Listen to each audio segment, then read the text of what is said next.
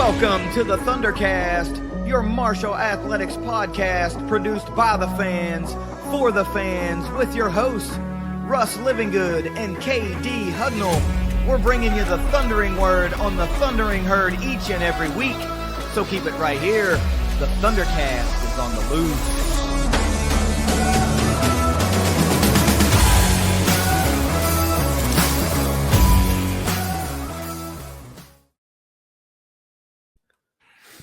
Thanks for downloading another episode of the ThunderCast. You can follow us on Twitter at ThunderCast_pod. Listen to the show anywhere you like to listen to your favorite podcasts, and watch us on the ThunderCast YouTube channel. And while you're there, please hit subscribe and punch that notification bell. Share the links with all your friends and fellow herd fans. So the more the merrier around here at the ThunderCast party. You know how it is, man. We love to see people at the tailgates and entering ticket drawings and all that good stuff. I got to say, though, man, when that theme song hits, it puts me in the mood to talk some herd, which I hope it puts a lot of people in the mood to listen to us talk about the herd. Russ, right out of the gate, we got to say, yeah, the schedule's off a little bit this week because it's Thanksgiving, and we like to say happy Thanksgiving to every single listener and follower, herd fan and opposing fan, and everybody that interacts with the ThunderCast. That you guys make what we do so much more fun. I mean, of course, Russ and I would do this if it was just us talking, but we really enjoy and are very thankful for our listener base and viewer base and everybody that interacts with us on social media and in person at games. Mm-hmm. I'm not just going to do the talking for both of us. I want to give you an opportunity to do that as well, because you do a lot more traveling than I do and you interact with a lot more people. But for me, on my side of this ThunderCast duo, I'd like to say thank you, and I really appreciate you guys tuning in every week and listening to everything that we put out. It certainly means a lot to me, and I'm going to keep doing this until it's not fun anymore, but I am immensely thankful for how much we have grown since we decided to do this show just a few years ago. Well, one, ditto, so that saved me a lot of time. Two, brother, it's brining day. I've been doing it since last night, and I got to get it out of the wet brine and after the show here and get it in the fridge over the night and with some seasoning and everything to let that skin dry out, get ready to get crisped up, and hopping up early in the morning for my absolute favorite day of the year. And I hope every single person that is listening and watching this is also going to be able to spend some time with family, friends, loved ones, and a whole lot of food and your beverage of choice. Watch a little football, watch a little ThunderCast, listen to a little ThunderCast, and get ready to be at the Joan if you can on Saturday. Yeah. Yeah. Just say ditto. That's what I did. I will say this, though. If there are any of our listeners that are in and around the Tampa metro area and you are hungry, holler at me. I'll be glad to bring you a plate, man. It ain't a tailgate, but this is everybody deserves some good food on Thanksgiving. What kind of sides you got? I don't know. We do the basic shit, just stuffing and mashed potatoes and mac and cheese and sweet potatoes and probably some corn. I think my sister-in-law is bringing down, I don't know what. She always brings some kind of something that is like new every holiday, and she kind of keeps that under wraps. It's like surprise. So I don't know what all she'll be bringing down, but she's always good for several desserts and I don't know what else. I don't know, but it's usually really, really good. So it'll be it should be a nice setup here at the Hugnall household. We're blessed and thankful, and it's been a pretty good year, considering we started the year in Kentucky and now we're back in Florida and things are going pretty okay. So let's get started with this Dead Meat Society Marshall football preview as we dig into this one-game season. You've seen it. It comes down to the last week. It's do or die. There's no more ifs, ands, or buts, and we got to fix this, and we got to get better at that. All those questions have to be answered, and you got to put your best effort out on the field. So let's get into all these details and all the stats and info and analysis that you've come to love from the ThunderCast. But first, let's pay a couple bills with a word from our sponsors at Leasure Oliver PLLC. Yeah, because speaking of thankful, we're thankful for our sponsors. First one up of a couple that we're going to talk about, Leasure Oliver PLLC. If you've been hurt in a wreck, call the law firm of Leasure Oliver PLLC. Find them at 304carwreck.com. You mentioned it. Yes, we are absolutely thankful for our sponsors. They are who makes it possible for us to do what we are able to do for herd fans. So without them, you just get the good info. So let's talk about it. Georgia Southern is coming to Huntington, West Virginia on Senior Day. They're a 5-6 ball club. Sound familiar? They're 3-4 in conference. Sound familiar? The game, of course, is going down Saturday, November 29th at 1:30 p.m. at Jones C. Edwards Stadium. And for those of us that unfortunately cannot make the trip, the game is also going to be broadcast on ESPN+. Russ, this is the 10th all-time meeting between the Herd and Georgia Southern. The Herd owns a 6-3 all-time edge. Georgia Southern, though, did win last year in that epic meltdown that stuck in the craw of so many Herd fans that had us needing a lot of help to get into the Sun Belt Conference Championship game. And it happened thanks to some late season, what do you call it? I don't know. Georgia Southern was in the driver's seat. So they're the ones that kind of slipped out of first place, and we were able to get that big win at James Madison and put ourselves in position to go play for a title, and then went down to Lafayette and locked that bad boy down. But the Eagles have not won in Huntington, West Virginia since way back in 1990, and later that year, your Cincinnati Reds would win the World Series. So it's been that damn long, to put it in context for you. So those guys, little tidbit about that before I get into what I talked to them about. They have not won at Jones C. Edwards Stadium because that opened. True. Was not called the Joan at the time. That came around 2005, 4 or 5, somewhere around there. But Marshall University Stadium at the time was not around. It was being built. It was being constructed at its current site. So that was at Fairfield where they won. They have never won in the Joan, even though they have one win in Huntington. But one of the guys, and I didn't look it up, but they said it made it sound like they won the national championship that year in 1990 when they played us here, because they were like, well, I got to win the national championship to beat them up there, I guess. So I will look that up as you are doing some stuff here. Okay. But as you know, in 91, when we moved in, we started being ranked really high. I think they have played us there and here when we were ranked number 1 in the nation 3 times, I believe I read earlier today. Wow. Just a nice little tidbit to our history.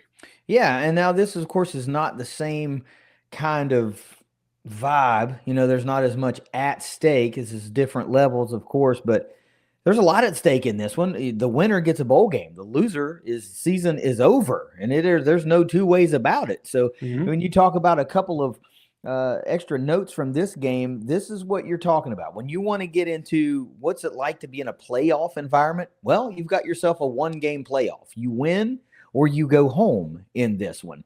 And more importantly, on a personal note, I think for the fan base and for head coach Tony Gibson, just like in a broad strokes type thing, a win makes Marshall 4-2 at home. A loss drops the Herd to 500, 3-3 at home. And like I said in the App State game, or the App State recap or whatever, I didn't want to look too far ahead, but that's what this means for this game. Now, that's never going to fly. 3-3 is never going to fly consistently in Huntington, West Virginia. The winning tradition at Marshall Stadium and then Jones C. Edwards Stadium is just too great. And a 500 team, we are not, right? You must have at least a winning record, and 4-2 is going to taste pretty bad to a lot of people anyway. I got that answer for you. It was they won in 89 and 90 back to back, and in 90 when they came up here, they narrowly beat us 17-14. Yep, that's right. I did see the score, but of course I had no idea who won the title that year. I was not thinking about college at that point in my life, but nonetheless, it is Senior Day in Huntington, West Virginia for 23 seniors and or redshirt seniors, and they all deserve their due. So let's run down the list and talk about who is a redshirt senior and a senior on this roster. Now, of course, there are some redshirt juniors. There are people that may decide not to come back another year via portal or just say, you know what, I'm done with football. We don't really know, right?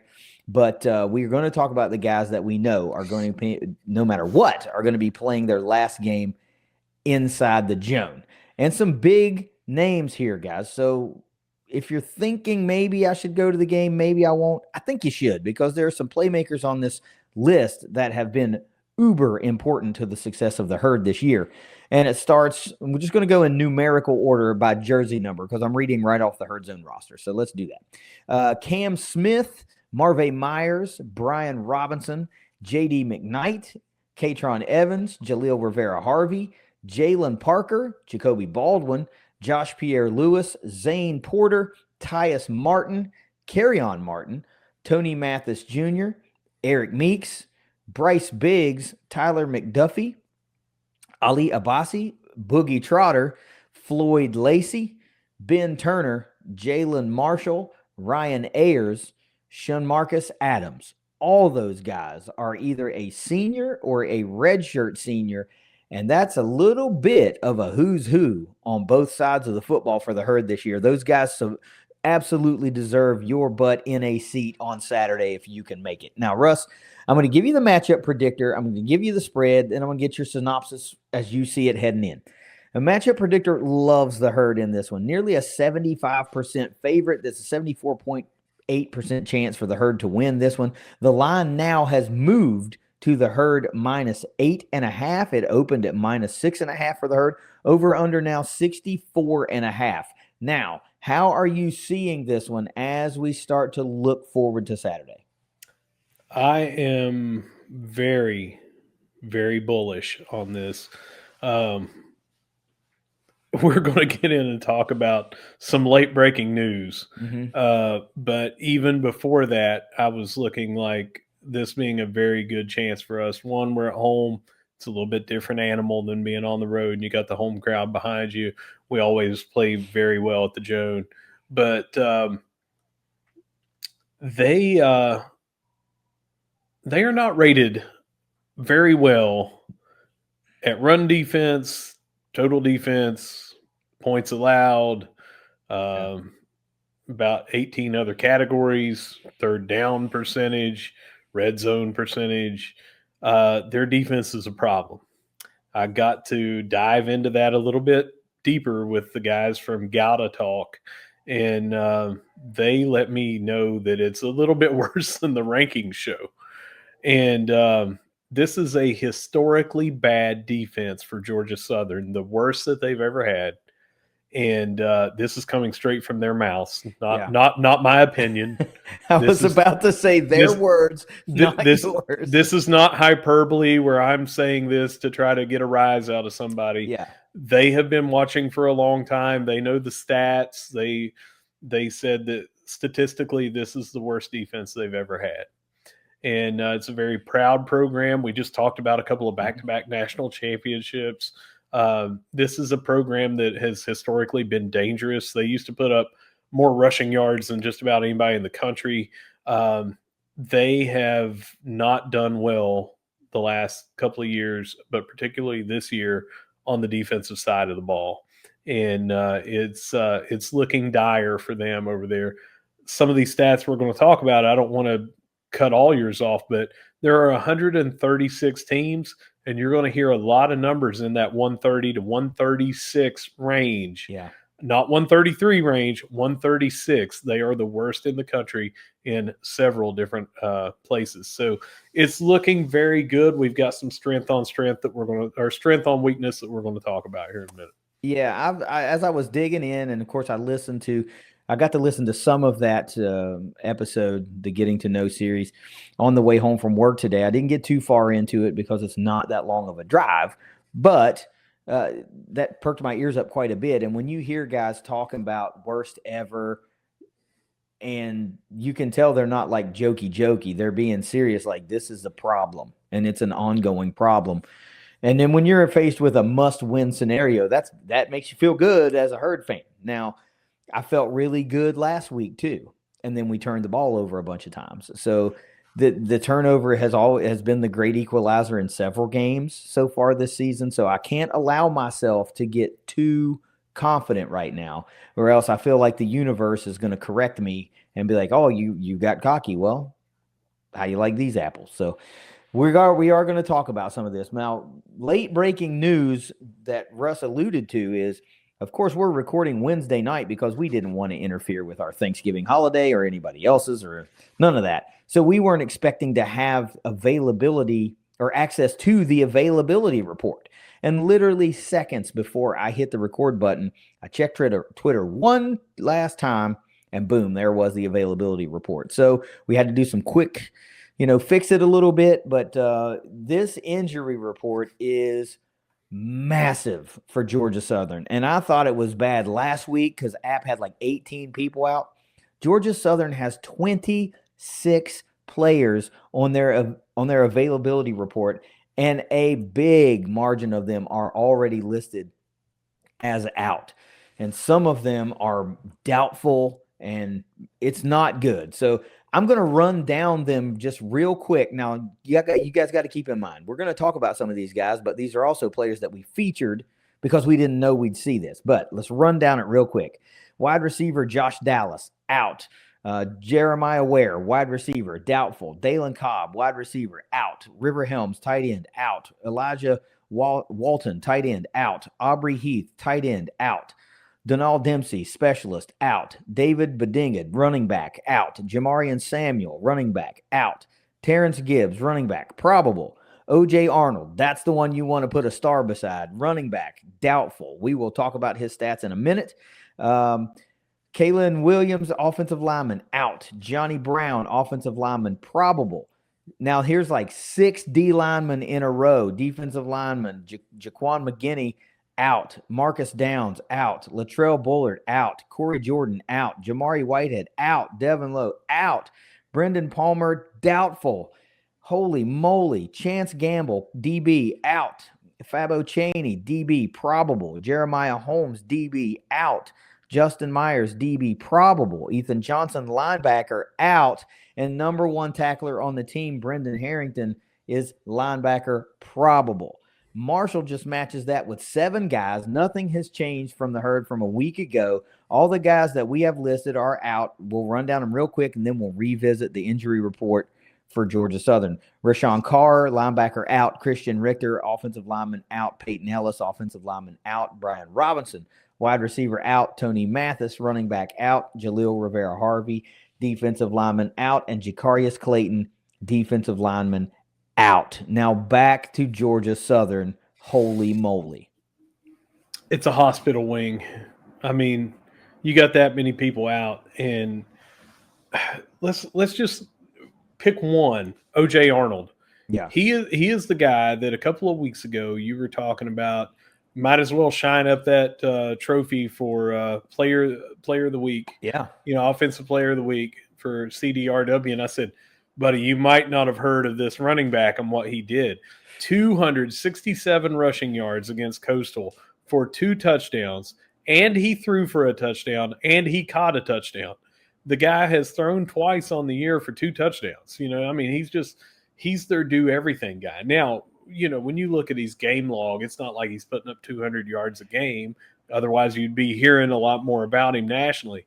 But he was by far their ground weapon, to the point where J.C. French is their second leading rusher. Mm-hmm. And that's the quarterback. And after that, it's a huge drop-off. Well, even those guys that were going to be after him are now out. And you're like, who are you going to put back there? Well, you look at running back, that's a big one, of course, and then you got to look at defensive line, and you're like, holy moly, how many do you have on the roster, right, so that you can weather the storm of having 6 or 7 out? I mean, geez, who are your depth pieces at that point? It's no wonder that the guys from Gather Talk were saying, we can't stop the run at all. Well, you don't have any defensive linemen to give anybody a rest to put another big body in there to try to fill a hole. Not surprising. So without giving too much away, we might as well get into these players that you have to look out for of whoever's available for Georgia Southern. And you mentioned quarterback J.C. French. He is a go, and he is a returning starter, one of the few in the Sun Belt Conference from last year. 6'1", 200-pound junior. He's 207 out of 328 on the year for 2,440 yards, completing nearly just over 63% of his passes for 17 touchdowns, 8 interceptions, and he has been sacked 26 times. But you mentioned it. He's also the team's second leading rusher, 106 carries on the year for 226 yards, 2.1 yards per carry with a long of 26, and leads the team with 6 rushing touchdowns. So I wouldn't call him a true dual threat, but think of how much yardage has been eaten off of his total with 26 sacks. It's probably a fair amount, but still, I wouldn't consider him like in the same realm of a runner as like Rio-Wilson, for example, but still quite capable and able to move the chains. It's 138 yards, so you got to add that back, and I did the math on there. He would have 464 yards on 106 carries, so he'd be up over that 4 yards a carry mark. Mm-hmm. He's just gotten sacked a lot, and we talked about that on the show, and they said that it's kind of 50-50, not just on the line, but he tends to hold on to the ball a little bit too long, and that's led to some sacks. Well, good. We need that. Now we got to talk about a runner, and you mentioned O.J. Arnold. They're due everything back. He was by far the team's leading rusher. He had let's talk about the measurables. He's a 5'9", 195-pound senior, which sucks because I don't want to see any seniors miss out on their potentially final game of their collegiate career if they in fact lose this game.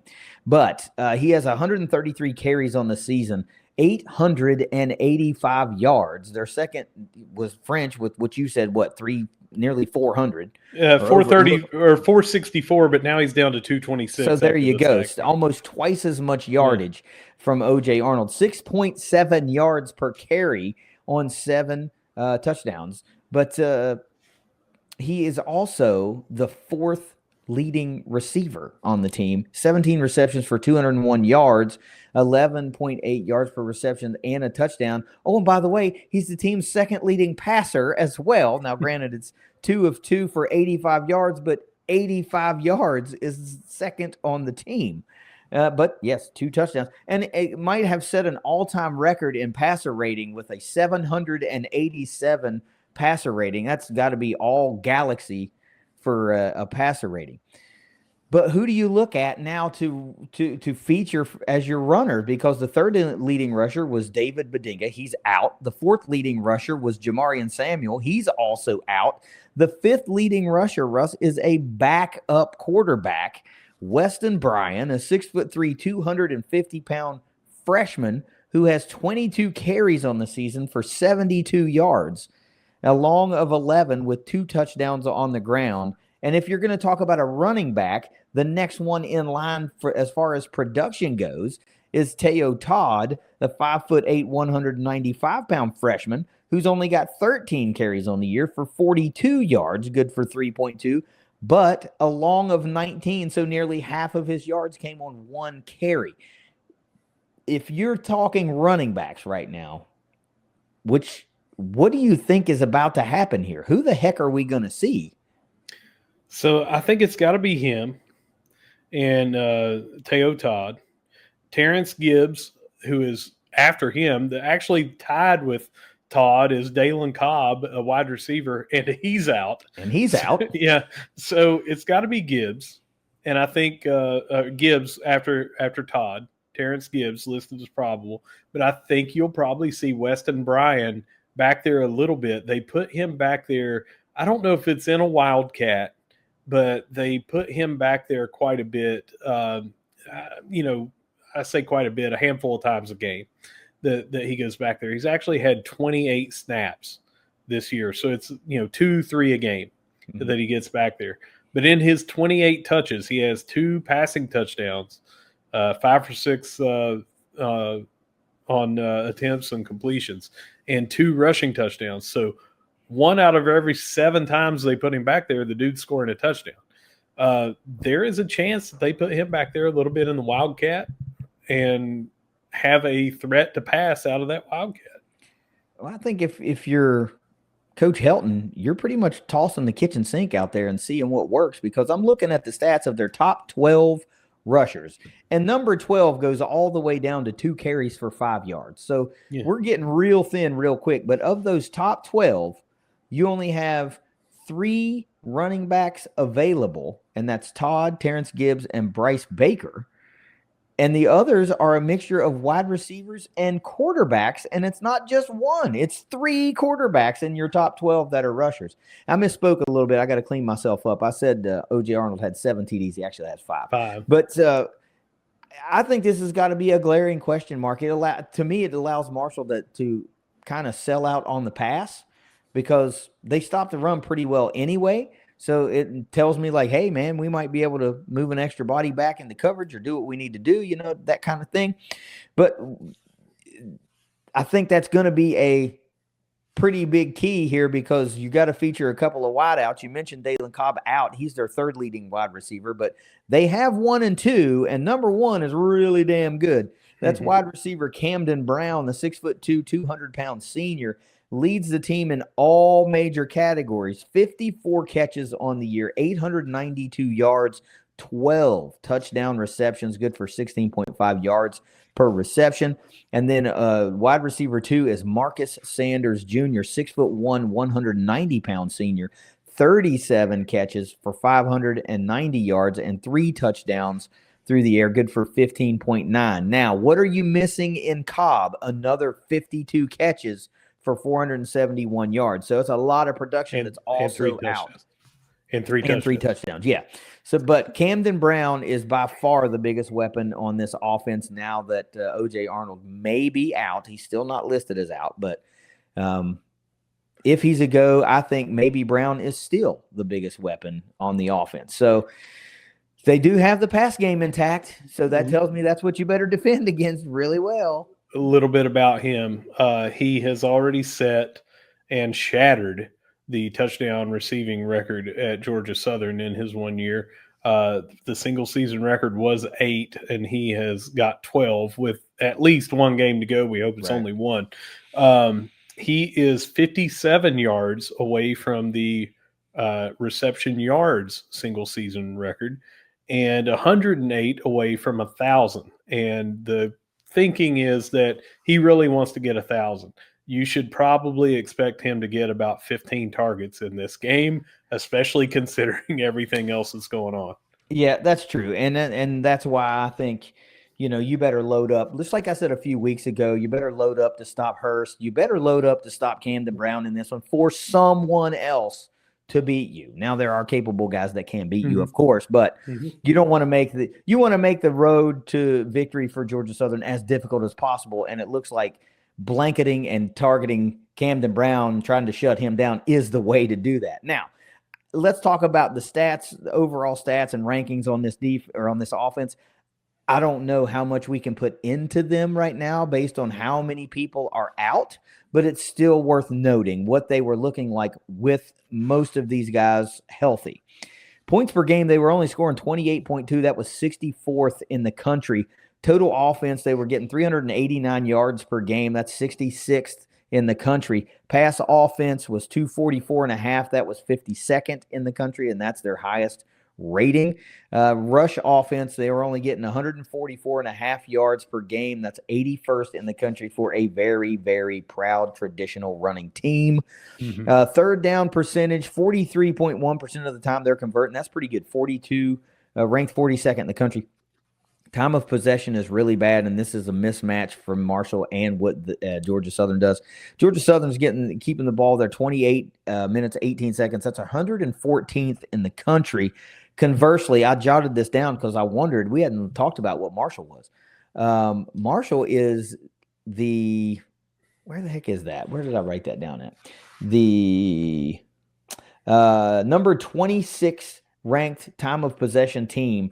31 minutes, 38 seconds. So you're looking at nearly a top 25 possession team in Marshall versus a bottom 100 team or bottom 30, whatever, bottom 20-some team because they're 114. Anyway, the red zone percentage, which is always a big one for you, they get a score 88.3% of the time, which is 47th in the country. Is pretty good. 38 out of 43 times they've gotten a score. 27 of those 38 have been touchdowns. And that just tells me they've only made 11 field goals. And we, of course, know that we've made quite a few more than that. So what do you think about this Georgia Southern offense as a whole with all these questions and what we think we might kind of sort of know about them? Well, so actually, for us in the red zone, I know we're not talking about that right now, but we're eerily similar. We have 26 touchdowns and 11 field goals as well in the red zone, but they've been there 3 less times than us. That's why their percentage is a little higher. They get 5.16 points every time they go down there, and that is very good when we're talking about these. Anytime you're around 5 or over, I mean, that's a lot. Their offense has not been, you talk about O.J. Arnold, 267 of those yards have come in one game, and he only had 2 other games where he was over 100, and one of those was 105. So it's not like he's lit up the yards all season long. He just had one really good game. That's why you look and they're ranked so low on their rushing yards. We're talking about O.J. Arnold and how good he is. Trust me, he was. But it falls off a cliff after he's there. So it looks like they're not going to be able to run very well. Now, we were thinking the same thing at App State, and Trake Lewis came in and got 175, 176, something like that, and lit us up. So never say never. Never count your chickens, but it's looking like an already kind of struggling offense is going to struggle a lot more. But look for a heavy dose of French to Brown and Weston Bryan coming in and doing all kinds of stuff out of the backfield, and maybe as 2 quarterbacks in at the same time kind of deal. Yeah. Like I said, I feel like this might be a throw the kitchen sink in there and just see what the heck happens, because what do you got to lose? You lose, your season's over, you win, you get to practice a little bit more, maybe you get a little healthier, and you get a shot at a bowl game. So let's talk about the Georgia Southern defense. Now, we mentioned Brendan Harrington, the linebacker, is probable on the availability report, but we've got to feature him because he's the #1 overall leading tackler. He was a transfer from App State, which surprised a lot of people that he portaled out in his senior year or for his final year, and ended up at a rival school. So that makes the folks in Boone feel some type of way. But he is a 6 foot, 235-pound senior leading the team with 76 total tackles. 51 of those are solo. He has 3 passes defended and an interception. Then we go to the #2 leading tackler, or tied for the team lead in tackles. Tied for second at the team lead in tackles. Brandon Tyson, 6'1", 220-pound junior, 74 total tackles. 41 of those are solo. 2 passes defended. He also adds an interception and a fumble recovery. Third, tied second leading tackler, also probable, Justin Myers, the defensive back, 5'10", 215-pound senior, also 74 total tackles. He, though, is tied with Harrington for the team lead in solo tackles with 51, and he adds 5 passes defended. Then you got DB Aiden Jackson, 5'11", 185-pound junior, 69 total tackles. Nice. 41 of those solo, 2 passes defended, 2 picks, and a forced fumble. And then I usually stop at 4, but since we're the final game of the year, let's feature one more, and it's going to be the sack man, because our first 4 had no sacks at all. So I went looking and found defensive lineman MJ Stroud, 6'2", 235-pound junior, 28 total tackles, 21 of those solo, 6.5 sacks, 1 pass defended, and 3 forced fumbles. Let me give you the impact stat line before you make the point I know you want to make. Impact plays for this team all season, just 12 sacks on the year, 37 passes defended, 7 interceptions, 12 forced fumbles, 7 fumble recoveries, and absolutely no defensive touchdowns. Now, 12 total sacks as a team. MJ Stroud has how many, Russ? 6.5, over half. And he has only started the last 3 games of this season. He was an outside linebacker, and they moved him to defensive end. But I think, based on what they were saying, that he moved in the offseason. So he has just not been starting. He's been that guy that comes off the bench and gets some get some sacks and some pressure. I had asked them about this. So I went and they had a question about it. So I went to the game log. So if you have not listened to that episode, I just want to say two of those sacks, or two and a half of those sacks, came against Maine, which was a FCS opponent. And then he had in these last three games, he's got three sacks, two of them against App, one against ODU, and then he also had a sack against Arkansas State, and that's how he wraps up. So he has come on late, and he's done a very good job. So he's someone that you really need to watch off the edge. Yeah, absolutely. I mean, if a guy's got half of the team production in sacks, he's a guy you better put a circle around in your team preparation. Let's talk about the rankings for this defense, and this is where it starts to get juicy if you're a Herd fan. Points allowed by this Georgia Southern defense, 35.5 points per game. That's 130th in the country out of 136. Total defense, they're giving up 473.6 yards per game. Dead freaking last, 136 in the country. Pass defense, they're allowing 238.7 yards per game. That's good enough for 96th, and that's where it ends, because in the rush defense category, they're giving up 234.9 rush yards per game, and that too is dead last in the country. Third down percentage allowed, they're giving up a third down to their opponents 48.3% of the time. That's 133rd. Penalties per game, though, they're pretty good. Only 5.7 per game for 54 yards. That puts them at number 67. That ain't too bad. And then the red zone defense, they're allowing a score 88% of the time. That's 107th in the country. 44 out of 50 red zone opportunities have ended in a score. 33 of those have ended in touchdown. Just 11 field goals in the red zone allowed. Yowza. So what do you know? Well, so I talked about how on offense, when they got in the red zone, 5.16 was very good, right? They're giving up 5.28 every time that they let somebody in the red zone, and they've done so 50 times this year. So that's right under 5 trips a game to the red zone. They're giving up over 5 points, 5.25 points. So there's 25 to 30 points right there. Just if you can get in the red zone and statistically go up against them. Now, also the sacks with 12, they're tied for 130th with that few of sacks. Think if the last 3 games Mr. Stroud hadn't come on, where they might be, I'd say it'd probably be dead last. First downs, we didn't mention this. They have given up 25.9 every game. That is next to last in the country. That's a lot.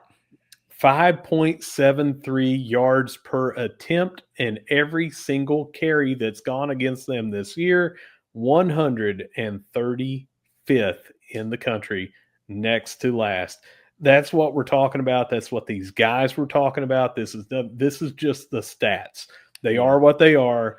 Nobody's, trying to dog the team. They are in a bad way on defense this year. Yeah, and I was trying to go back and look at this as I was reading the defensive players, right? I was trying to do double duty. I'm sure if people are watching the episode, they're going to be like, what the hell is he looking at while he's talking? Well, I got curious to see how much rush yardage they were giving up per game, or not per game, but like in games. Yeah. And throughout this season, they've allowed at least one 100-yard plus rusher in every game except for 3. They had multiple games where guys went over 150, and they had several games where 2 rushers went over like 120, 130.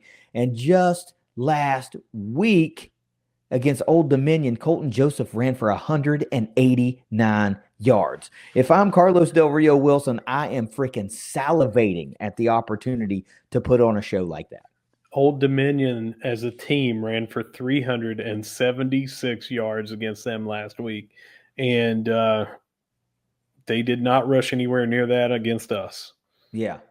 Well, right. And each game is unique to itself, right? It is.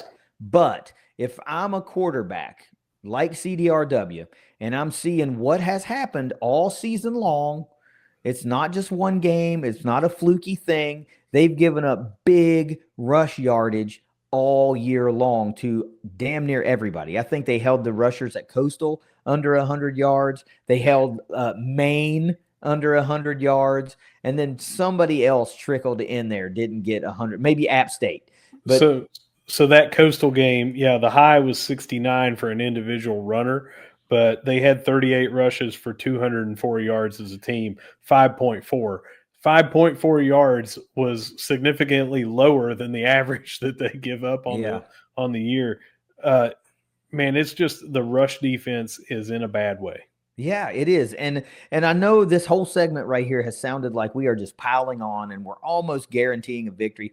And I'm not, but it is so concerning. With all the players that are out, with how porous they are on run defense and how really, really damn good we are at running the football, it's the biggest glaring difference all year long. I mean, and I felt that good against Georgia State a couple weeks ago. So we give the yin, let's give the yang. Here's what you were talking about. That third team was App State, who just ran for a lot against us, especially when you add back that 34 yards at the end of the game. They held them to 77 yards on 23 carries. Rashad Dubinion, who had been great all year, 12 carries, 40 yards. The guy that torched us, Lewis, 6 carries for 50 yards and a touchdown. That was very good. But as a team, even taking away the sacks on A.J. Swan, they still would have had 90 yards total rushing and 1 touchdown on the ground, 3.3 yards per carry. So they can stop the run at times. It's just statistically they don't. So here's what I deduce from that. And it's a couple of things. And you're right, it still happened. But number one, that's a rivalry game. So you just throw a lot of it out the window.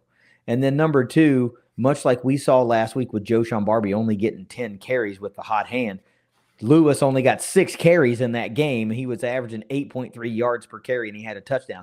They didn't feed the guy enough. Obviously, They didn't feed the guy enough. And then they had 51 pass attempts in that game. I'm not sure that I didn't watch it, obviously. But App had been doing that all year. They had not been giving the ball to their runners. So that's another reason, like you said. But Dubinion had been shut down in that game, and that's just one of those things that, we can't just sit here and rest on our laurels and say, well, the matchup says that. We got to play the game. Well, yeah. You're not going to snap the ball, and they're not going to stand to the side and go right this way, sir, to the end zone. Even though it looks like they have throughout the year compared with these stats. Yeah. You're still going to have to earn it. But luckily, Marshall's coming into this game with mostly, I would say, a full complement of their contributing backs, and CDRW is a go. Tony Gibson said that right out of the gate. I mean, in his media availability this week, he said it. Carlos is fine. He's a go. He'll be out there. And huge exhale for Herd fans. So you can look to, hopefully we will see more of the offense that we saw when the Herd was really hitting their stride in that middle part of the season, and CDRW was putting up gem after gem, and Floyd was doing really well. And Mike Allen was running like crazy and catching balls out of the backfield, and Joshawn was doing his thing. That's kind of what we need to see to close this season out.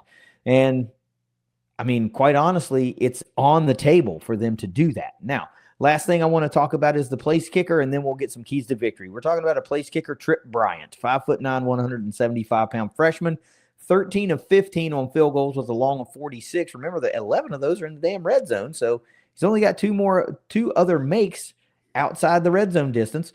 37 of 37 on extra points. Again, I don't really care what the stats are. No disrespect to this guy. But if your cohort is Lorcan Quinn, I'll take Lorcan 100 times out of 100. He's just proven it to us. How about some keys to victory, Russ? What are your number one in this game? One more thing on the special teams, since we didn't get to talk about it. Dalen Cobb has been their kickoff returner, so they'll have someone else back there. Usually that's not going to matter much, especially with today's game, especially with Quinn kicking it out of the end zone at the rate that he does, over 85%, but it's just something I needed to mention. First key, run, and run. Georgia Southern is dead last in rushing yards allowed per game. 234.9, as you said. Next to last in yards per carry, 5.73 yards per carry. We need to have an explosive day from our stable of running backs. I'm not talking about one guy. I'm certainly not talking about running 20 times with our quarterback. Our entire stable of guys, put a fresh person out there on an already run ragged defense, just put it to them. Yeah. Surprisingly, though, this is, even though it's a huge advantage for Marshall, it's not my number one key to victory, but I'll talk about it here. Yes. And for me, it was feed the hot hand, right? You can give all the guys a couple of carries, but if you see one guy has got the knack and is getting the crease and is making the yardage, dude, just feed the guy. Just feed that guy. Agree. Just feed that guy. 136 ranked rush defense and total defense versus the number 18 rush offense. There's 5 or 6 guys plus the quarterback, plus Floyd, plus anybody else you want to try to get a run play out of that are capable backs. But if one guy out of the gate has the knack in this game, feed him. Just feed him. What's your number 2? It's stop the French to Brown connection. And let's go over some stats about this. Is only when French is the quarterback. They've had wide receivers throw touchdowns. They've had backup quarterbacks. They've had O.J. Arnold running back. This is only while and Brown may have some of those receptions for touchdowns. I don't know. But percentages of what French throws, since he's going to be the primary guy throwing into him, 26.1% of their receptions go to Camden Brown. 36.6% of the yards for receiving go to Camden Brown. 70.6% of the touchdowns receiving go to Camden Brown. So if you could shut down the French to Brown connection, we've talked about how decimated they are everywhere else. You're talking about making some backup wide receivers beat you. Can you shut this guy out? I don't know. He's obviously a very, very good wide receiver, but if you can limit him, you're severely going to limit that offense. Yeah, without a doubt. And that actually was my number 2 key to victory, just like you. This in this game, though, it's not just you gave all the stats and all that. And I'm just going in general. I need to see the best pass defense performance of the season. That's what I need to see. And of course, it starts with trying to take as much of the game away from Camden Brown as you can. But then sitting right there to gash and thrash you is Marcus Sanders. So you have to be able to balance both, but you got to be able to shut out Camden Brown as much as you can. And you're right. You're probably going to see 15 targets to that guy. I mean, you might see more. If that's all you got, or most of all you got, between Sanders and Brown, you got to think that probably 80 to 85% of the targets are going to go to those two guys. You got to think they will. So I need to see the best pass defense performance of the year in this one. That's my key to victory. What's your number 3? It's cut loose. It's a 1-game season. You win, you don't have a losing season, there's a chance at a bowl. You lose, it's over. I mean, that's it. Lay it all on the line as players and coaches. I want to see the coaches going out there and leaving no stone unturned. No mercy. Don't let up. Leave nothing to chance so the pick six or a scoop in the score can't decide the game late. I want us to get up early, get up big, and stay up. And I just want to cut loose. There better not be any kind of timid, let people hang around in a game they don't need to be hanging around in, because it comes back to bite you, and it has this year. Yeah, we saw it just last week. They toyed with App State early in that game when they should have had opportunity. They did have opportunities to get build a bigger lead and didn't do it. Usually I stop at 4 keys to victory, but this week, since it's the regular season finale, I did go with 5, and that actually is my number 5 key to victory. I just said, show me your guts, man. Show me you got some guts. It's senior day, home finale, bowl game on the line. A 500 record at home is on the line. I mean, either your a 500 record is on the line, a winning record at home is on the line. You can go 4-2, or you can be 3-3. Where do you want to be? All these things. It hasn't lined up any better for Marshall than right now. You got to have one. I mean, it lined up pretty good last week, and you let it slip away. This team's decimated. They got no business hanging in a game unless you just continually see the chunk play. You just got to show me your guts. And I mentioned this in the outset. There's no more time for we got to get better at this. We got to get that right. We got to work on that. Gibson said it in his press availability. He said they had bounce back practices this week. They looked really good. They're motivated to go out and get this win and secure a bowl game. And that's so important. Not just the game. It's the practices that lead up to the bowl game to develop your younger talent, to get some guys healthy. And let's face it, Marshall needs to win a damn bowl game. We used to be the number one in the country in bowl winning percentage, and we ain't anymore. And after what happened last year, we've taken the Independence Bowl and then having to opt out of it. That was whack, man. I understand the circumstances, but optically, it across the nation who wasn't paying attention to that, it just looked bad. It was whack. So show me your guts. Go out and win. You got to win one game. Show me you can go out and win one game, right? What's your number 4? Take care of the football. 2 different games this year, we were facing struggling defenses. More than that, but in these 2 particular games, we turned the ball over 5 times against Coastal, 3 times against App. We lost both of those games, and those turnovers, I think anyone would say, there it is. That's where you lost the game. So we can't turn the ball over and just hope that we can come away with a victory just because their defense is bad. If we go out and turn the ball over 3 or 4 times, this could be a closer, or they could win running away of a game when we should be the one running away with it. So you've got to take care of the football. Ding, ding, ding. That's my number 1 key to victory in this game. No turnovers. It has cost us at least 2 games this year. And I can't remember enough to go, well, it actually cost us Louisiana, or it cost us this, or it cost us that. But it absolutely cost us a shot at winning Coastal, and it cost us a game against App State. It's so much so that it is the biggest key to victory. It's the only thing on paper keeping you from a certain win on Saturday. If you turn the ball over 2 or 3 times, and especially depending on where you turn that ball over. Yeah. You don't turn the ball over, you're right, you should win running away. But if you equalize this game and make up for their lack of ability in certain areas by just handing them extra possessions and continually putting your defense out there to have to shut down statistically one of the top, if not the top, wide receivers in the Sun Belt in an area that we haven't been good at all year long, you're asking for disaster. That's another gut check thing. Hold on to the football. Take care of the football. When you make the line to gain, just go down. Live to fight another day. That is the glaring, to me, biggest key to victory in this game. You have a 5th, or did you stop at 4? No, I stopped at 4. Cool. All right, let's talk MVPs in this one, man. Who you got for your offensive MVP in this game? I've got Michael Allen, and here's why. I think the running backs are going to have a big day. It's senior day. He's a senior. He has shown that he can do that. He can just flat out gash some people. When he went on the shelf, when he came back, it was apparent, that he came back and was running with a purpose. I look for him to put up a big game. Any one back could be listed here, but for some reason, I'm just taking the senior Michael Allen.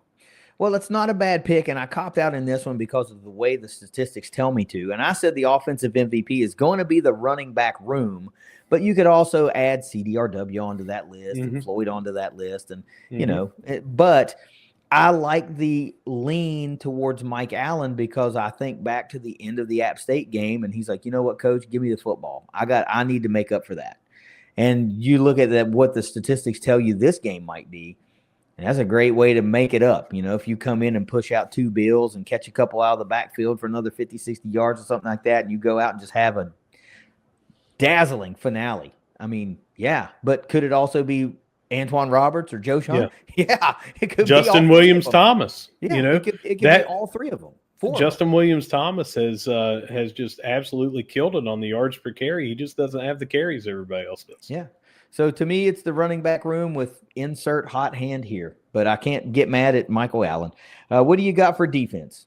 I got Boogie Trotter, and I figured this is going to maybe be a pass-happy game for them, and it'll be one of those games that maybe Boogie is just looking to set back and cut through one of those passes that he knows is coming that way, fake out the defense like he did with his second pick 6. He's cheating up kind of lower than the line. They tried to throw it and lob it, and he was right there, went back, made a great play. Maybe he gets that third pick six. Maybe he just has some big open field tackles to keep Brown in check. Maybe he's got the pass deflections, but I look for a big game from Boogie because I figure that they're going to be throwing a lot. Same here, same exact. I picked Boogie Trotter as well. And a couple of weeks ago, remember when we were talking about facing Ted Hurst, I said, maybe it's a good idea to put Boogie on the wide receiver 2 and put 2 guys on Hurst. And now I'm thinking, you know what? You need it all. Give me Boogie and help on Brown, and we'll force Sanders to be the guy that have to beat us. And if we need to make changes, then we'll make changes. But I think Brown is so important to what they have left on offense. I think you might just put Boogie on him and cheat over a safety help all day long. So how about special teams? It's got to be Quinn. Right now, I don't think that this is going to be a punt game back and forth where it's decided on field position. So your biggest weapon has got to be Quinn. He's also one kick away from setting the single season record, and maybe even putting some distance between him and those 3 guys that he's currently tied with. So give me Quinn. Yeah, I got Lorcan Quinn as well, and I think he's going to have at least one opportunity to set that record. They want to try to get it for him. I mean, he's been so great all year long, and if you're kind of running away with the game and it's kind of out of hand, I don't think that Tony Gibson's the type of guy to keep running the football to purposefully run up the score. So maybe you're like, hey, try it out there and kick this field goal instead of us going for it type of deal. But I think the game flow is going to allow him to get an opportunity anyway. So give me Lorcan Quinn as well. I'm with you. I don't think this is going to be a punt fest unless Marshall just forgets how to run the ball, and that doesn't seem likely. So yeah, we're 18th in the country with over 200 yards a game. They're 136th. I mean, we talked about matchups. Every single preview we've done since we started this show, this might be the most glaring matchup discrepancy where you're so high up and so high down. I know we've had a couple that were close. It seemed like us and JMU a couple of years ago in 23 where they were like number 2 and we were 134 or something like that because it was such a down year for us. But this is one of those that is just so glaringly obvious. Well, right? It was just a couple of weeks ago we said this might be the biggest one because it was Marshall's rush offense against Georgia State's rush defense, and Georgia Southern's is statistically worse. Yeah. So I don't know, man. What do you got for a score prediction? I got 44-28 Marshall. And I have said that I thought that this would be the game where we come out and just explode because we have to have it. It's senior day and it's the last game of the season. It's at the Joan. Those are all big enough. But if you don't win, you have zero chance at a bowl. You have zero chance at those extra practices that are needed for the younger team that we're going to have replacing so many seniors that you read off earlier. I look for them to come out, just kill it the entire game. I do think Georgia Southern, even though they're a little decimated, will score, So give me 44-28. Pretty close, man. I say it's going to be Herd 41, Georgia Southern 24. Good guys, Kelly Green guys going to a bowl game. It just feels like you have to win. And when your back's against the wall at home on senior day, you got to win. So I'm not going to pick against you. I think they'll do right by Herd fans this year, even though they've let us down, let games slip away. Ultimately, you get to draw even with a win. You get a chance at a winning season, and you get a chance at a bowl win. I think they do it. I think the guys got enough in them to get a convincing win against this team. You got any other final words before we get out of here? It's just kind of a bookend of what we said earlier. We're so thankful for our fans. We're thankful for our sponsors. More than anything, though, KD and I are both, me speaking for him, thankful for our families that allow us to do this. So they're probably not listening or watching because they're handling things while we handle this. But we are thankful, and we appreciate everyone. Yeah, and just in case any of you Georgia Southern fans listen to the very end, we appreciate you guys coming over. And Russ mentioned our sponsors, and one of them we featured at the very beginning, and the other one we usually do much, much sooner in this one, but we got tangled up in the stats. But we want to let you guys know about the Dead Meat Society and this Dead Meat Society Marshall football preview. if you are into cooking, tailgating, that whole vibe, smoking meat, then the Dead Meat Society is where you want to begin or continue your journey. You can go to the website, deadmeatsociety.com. Follow them on social medias. They have a Facebook page and a group. They're on Instagram. They're on Twitter. TikTok. And TikTok, that's right. You can sign up for their free newsletter, the Dead Meat Spam, that comes out every single Thursday, that's full of all kinds of great information, recipes, gear reviews, that type of thing. If you're a seasoned pro or just getting into it, the Dead Meat Society is probably a spot for you, whether you're looking to gain some knowledge or share some knowledge. It is a great place to start or continue your journey. Russ is way bigger. I mean, you just heard him talk about it's brining day. Like, that to me is all right. It's like so let's say you're a guy that goes somewhere, you're hosting for the first time next year, and you're like, turkey is always dry, the white meat's dry. Well, there's a secret why, is because you're cooking the white meat too long, because you have to cook the dark meat longer. Well, there's a trick you can do. One of it's brining. One of it's putting a aluminum foil shield over the breast meat for a certain amount of time. You can get all these tips, tricks, ways to cook better, and all of that and so much more just by going to these, signing up for the free newsletter, but also going to the group over on the Facebook for Dead Meat Society. Different than the page.